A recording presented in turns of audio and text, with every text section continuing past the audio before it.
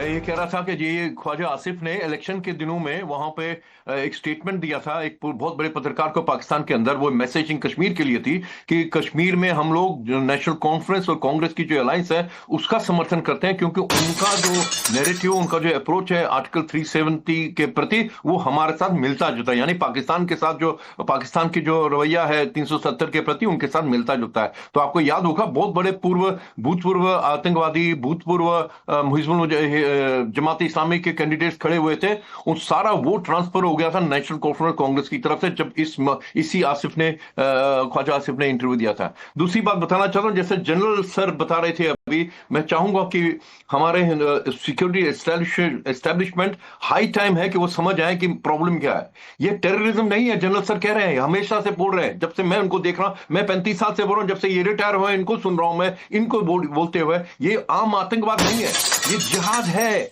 और जिहाद के लिए आप कह रहे हैं कि पहली बार उन्होंने धर्म करके कश्मीर के अंदर धर्म पूछ के मारा। 35 साल पहले कश्मीर हिंदू का नरसंहार इसीलिए हुआ था क्योंकि वो हिंदू है।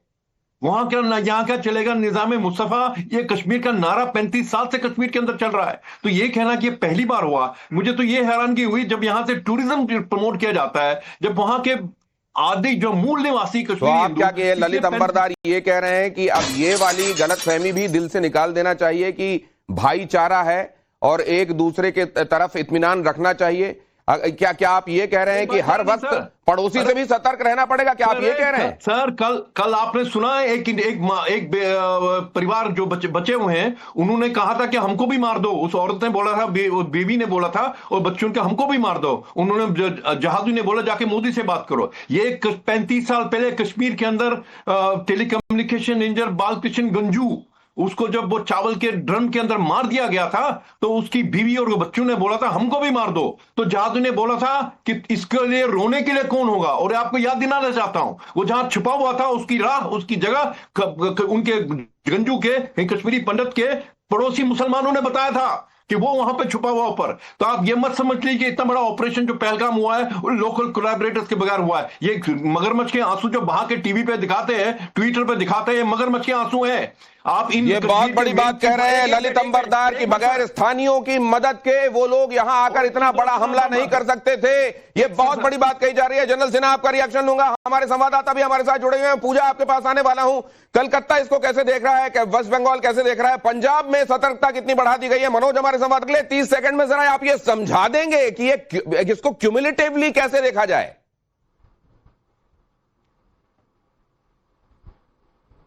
देखिए, ये आप देखिए, मैं जो बता रहा हूं, पूरी की पूरी जो जिहाद जो वेस्ट एशिया में खत्म हो चुकी है, क्योंकि सऊदी अरेबिया से तो अभी हमारे प्रधानमंत्री आए हैं, वहां जो चेंजेस हैं वो ग्रेविटेट कर रहा है पाकिस्तान के अंदर, और उसका पूरा रेट्रीब्यूशन आपको जम्मू एंड कश्मीर और भारत में ही मिलेगा। आप बांग्लादेश में जो चीजें हो रही हैं बांग्लादेश में, और इसको आप मिलाकर देखिए, ये जिहाद है, जिहाद, और इससे आप निकल नहीं सकते अनटिल अनलेस, यदि आप इसी तरह लिपापोती हम करेंगे कि ये एक टेररिस्ट अटैक है और एक आइसोलेटेड है। देखिए, 11,000 overground workers, they are active, उनको छोड़ दिया गया था। ये सारे उनकी कार्रवाइयां हैं, और पाकिस्तान आर्मी में ठीक बोल रहे हैं लंबरदार साहब, ये वहां से लोग स्पेशल फोर्सेस जो रिटायर होते हैं उनको भेजते हैं। ये नहीं, हमारे दर्शकों को थोड़ा समझाइए सर, ये ओवरग्राउंड वर्कर समझाइए, ये ओवरग्राउंड वर्कर समझाइए हमारे दर्शकों को, और स्पष्ट समझाइए सर। देखिए दिनेश जी, जब पिछले बार थी गवर्नमेंट, जब बीजेपी भी इनके साथ में थी, उस समय एक आइडेंटिफिकेशन हुआ था कि कितने ओवरग्राउंड वर्कर्स हैं जो इन कामों को करते हैं और मुहैया करवाते हैं और खुद करते हैं। वो तकरीबन आया था 12,000, फिर वो घट करके 9,000 के आसपास आ गए। वो सारे के सारे वही पत्थरबाजी करते थे, वही उन चीजों को करते हैं, और ये भी आज भी उन्हीं का देन है ये। और हम लोग इतने सॉफ्ट हो चुके हैं, हम आएंगे, बार बार सिक्योरिटी फोर्सेस कहेंगे कि हम आ रहे हैं, हम जमीन पे देखें। आप क्या देखेंगे? ये सारे चीज क्लियर है हमारे विल पावर में। यदि हम पीएलओ के बोलते हैं कि हम पीएलओ के, वहां पर आज के दिन में 28 टेररिस्ट लॉन्च तो सर अगर आप ये कह रहे हैं कि ये 12,000 11,000 के आसपास ऐसे लोग हैं जो टेररिस्ट के सिंपैथाइजर हैं, जो लोकल्स हैं और जो मदद करते हैं उनकी, वही पत्थरबाजी करते हैं, वही उनको इंटेल देते हैं और उन्हीं की मदद से अगर ये करते हैं, तो अगर चावल में सफेद कंकर मिले हुए हैं तो आप इसको कैसे अलग करेंगे सर, ये भी बताइएगा। लेकिन जरा चलता हूं मनोज के पास। मनोज, पंजाब में क्या अलर्ट देख रहे हैं आप? बहुत जल्दी से बताइए, अगले 30 सेकंड।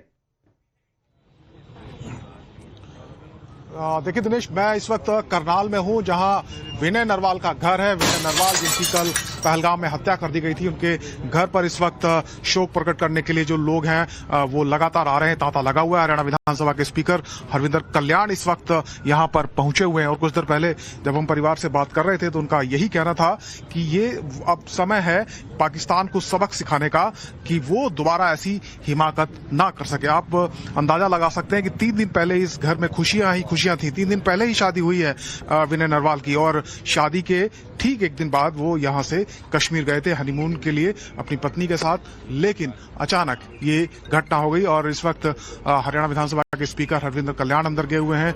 बीजेपी के विधायक हैं जगमोहन आनंद करनाल से, वो यहां पर बैठे हुए हैं और परिजन हैं, उनके जो पिता हैं वो इस वक्त यहां मौजूद नहीं है राजेश। उनके दादा और उनकी मां, उनकी बहन यहां पर हैं और कुछ तस्वीरें हम दिखाने की कोशिश करेंगे जहां अंदर हरविंदर कल्याण बैठे हुए हैं। ये करनाल के घर की तस्वीर है विनय नरवाल के, जो कि नेवी के अधिकारी हैं और कोच्चि में तैनात थे। 16 अप्रैल को ही उनका विवाह हुआ था और आप देखिए इस वक्त दादा जो हैं उनकी तबीयत खराब है। वहां पर जो स्पीकर हैं हरियाणा विधानसभा के वो बैठे हुए हैं, उनसे बातचीत कर रहे हैं, दुख प्रकट कर रहे हैं और ढाढ़स बंधाने का प्रयास किया जा रहा है। तो जिस तरीके से ये घटना हुई है उससे पूरा करनाल, पूरा देश शोक में डूब गया है। 26 साल महज उम्र थी विनय नरवाल की और 3 दिन पहले ही वो यहां से गए थे।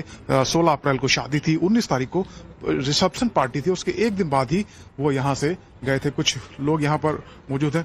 दादा जी, किस तरीके से देखते हैं इस दुख को आप और क्या कहना चाहेंगे? आप बाबूजी से कर लो बात, कुछ नहीं कहना चाहता। क्या परिजन क्या सोच रहे हैं इस घटना? परिजनों का तो घर ही बर्बाद हो गया सारा। सरकार को इस बारे में सोचना चाहिए, निर्दोषों का क्या कसूर था। एक बेटा है इनके पास, उनका भविष्य ही का नाश हो गया है। सरकार को सोचना चाहिए भी आगे ऐसी घटना ना घटित होए। निर्दोष परिवार हैं, एक बच्चा है परिवारों के पास। एकदम सब कुछ बदल गया। अभी शादी थी, खुशियां थी। 4 दिन पहले सारी गली के अंदर इतना बढ़िया परिवार, ये इतना बढ़िया माहौल था यहाँ का और एकदम ऐसा दुखद माहौल बन गया। ये क्या रह गया परिवार के पास? देखिए परिजन है वो कह रहे हैं कि सब कुछ बर्बाद हो गया है और हरियाणा के मुख्यमंत्री नायब सिंह सैनी का फोन आया है यहाँ के जो विधायक हैं और वो हमारे संवाददाता, ये वाकई कलेजे को हिला देने वाला, ये दिल को फाड़ देने वाली तस्वीरें हैं। ये सोचिए जहां पर परसों ही शहनाई गूंज रही थी वहां पर आज मातम है। ये लेफ्टिनेंट विनय का घर है। आप वो जो तस्वीरें देख रहे हैं जहां एक व्यक्ति जिसको गोली मार दी गई है उसका पार्थिव शरीर पड़ा हुआ है, उसके बिल्कुल बगल में उनकी पत्नी जिनकी अभी अभी शादी हुई थी, शादी का चूड़ा पहने हुए बैठी हुई हैं, वो असल में लेफ्टिनेंट विनय ही हैं और उनके बगल में उनकी पत्नी हिमांशी दिखाई दे रही हैं। आप सोचिए इस घर में क्या बीता होगा। पूजा के पास चलते हैं, उनके पास क्या अपडेट है, वो कहां पर मौजूद है, आइए उनके पास चलें। पूजा जल्दी से।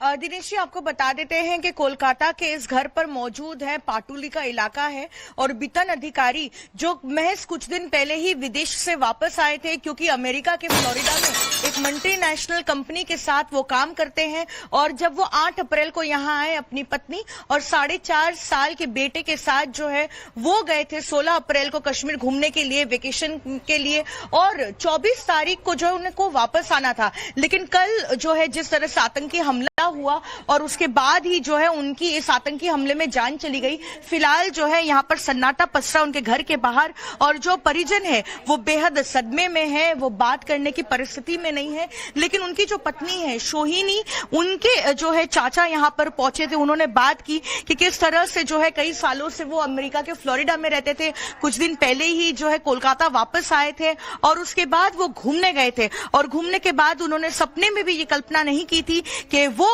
जब वापस आएंगे तो जो है उनके पति बितन अधिकारी जो है वो शव जो है यहाँ पर वापस आएगा। फिलहाल हम आपको इस घर की तस्वीरें दिखा रहे हैं। कोलकाता पुलिस की तरफ से यहाँ पे पोस्टिंग कर दी गई है। जो परिजन है वो जिनको बुला रहे घर पर महज उन्हीं से बात कर रहे हैं और फिलहाल देश के लगभग हर हिस्से को जख्म देने का काम इन आतंकवादियों ने किया है और इसीलिए पूरा देश, समूचा देश इस समय गुस्से में है। बहुत जल्दी से मनीष के पास चलते हैं। मनीष, शुभम दुबे के परिजनों के साथ बैठे हुए हैं। अभी आपके साथ कौन है, क्या कह रहे हैं वो? जल्दी से 30 सेकंड में प्लीज, अगर आप, हालांकि ये मुश्किल है इस समय इमोशंस इतने ज्यादा हैं कि बातों को बहुत जल्दी से शुरू कर पाना, खत्म कर पाना मुश्किल है, लेकिन अगर आप जल्दी से वहां से बात कर पाए। देखिए दिनेश, गुस्सा इतना है कि लोग तो पाकिस्तान बॉर्डर पर जाने को तैयार है। ये बदलू सिंह जी हैं, क्या कह रहे हैं आप? हम कह रहे हैं कि हम बॉर्डर में भेज दीजिए, राइफल भी रखिए, हम गोली चलाएंगे। ये आपसे कह रहे हैं, अभी भेजिए हमको। इतना गुस्सा आपके मन में पाकिस्तान को लेकर? इसलिए है कि हमारे चुन चुन को हिंदू भाइयों को मार रहा है। ये कोई तरीका है? गुस्सा क्यों नहीं होगा? इनके पिताजी हमारे साथ प्रधान रहे।